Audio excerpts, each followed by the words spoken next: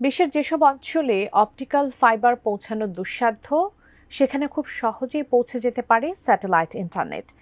এই পদ্ধতিতে দুর্গম এলাকায় ইন্টারনেট সেবা পৌঁছে দেওয়ার জন্য দ্রুত জনপ্রিয় হয়ে উঠছে ইলন মাস্কের স্টারলিংক। এদিকে কয়েক বছর ধরে দক্ষিণ এশিয়ার দেশগুলোর বাজারে ঢোকার চেষ্টা করছে এই প্রতিষ্ঠানটি।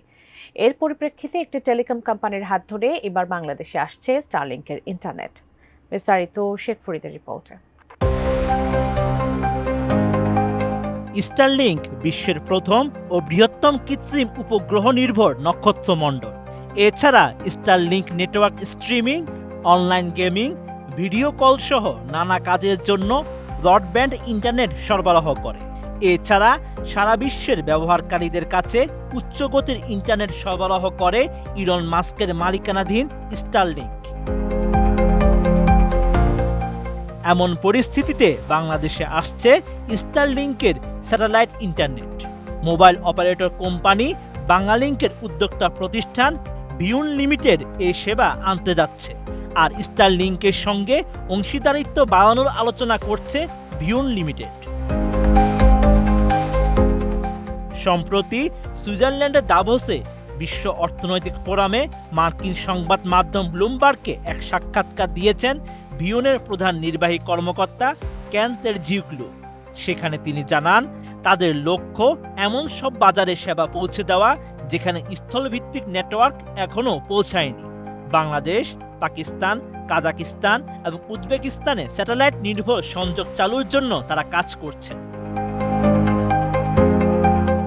কোয়ালিটি সম্পন্ন আন্তর্জাতিক মানের CMT 500W CSRM committed for better still। বাংলাদেশের তৃতীয় বৃহত্তম মোবাইল অপারেটর বাংলালিংকের মূল প্রতিষ্ঠান গ্লোবাল টেলিকম হোল্ডিংয়ের অধিকাংশ শেয়ারের মালিক ভিউন লিমিটেড।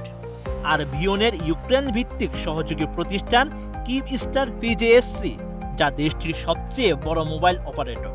তারা এরই মধ্যে স্টারলিংকের সঙ্গে একটি চুক্তি সই করেছে।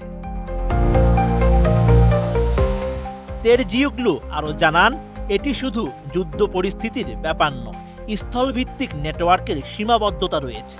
বন্যা বা জ্বালানি ঘাটতির মতো সংকটের সময় যা তাদের বাজারগুলোতে প্রায়ই ঘটে, সেসব পরিস্থিতিতে স্থলভিত্তিক ও মহাকাশ নির্ভর নেটওয়ার্ক উভয়ের প্রয়োজনীয়তা রয়েছে। স্টারলিংক বর্তমান স্যাটেলাইটের মাধ্যমে স্মার্টফোন ব্যবহারকারীদের জন্য সংযোগ প্রদান করতে কাজ করছে। যদিও এই সেবা এখনও বিশ্বব্যাপী বাণিজ্যিকভাবে সহজলভ্য নয়, যুক্তরাষ্ট্রের নিয়ন্ত্রক সংস্থা স্টারলিংককে অনুমোদন দিয়েছে, যা টি-মোবাইলের সেলুলার নেটওয়ার্কের পরিপূরক হিসেবে কাজ করবে।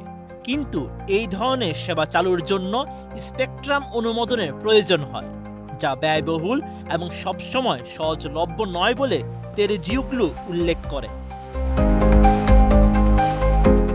ভিউনের লক্ষ্য শুধু টেলিকম সেবা দেওয়াতেই সীমাবদ্ধ নয়, তারা আর্থিক সেবা ও বিনোদনের মতো ক্ষেত্র সম্প্রসারণ করতে চায়। ভিয়েতনাম, ইথিওপিয়া এবং মেক্সিকোর মতো বাজারে কাজ করার বিষয়ে তাদের আগ্রহ রয়েছে। Sheikh Farid, ATN news.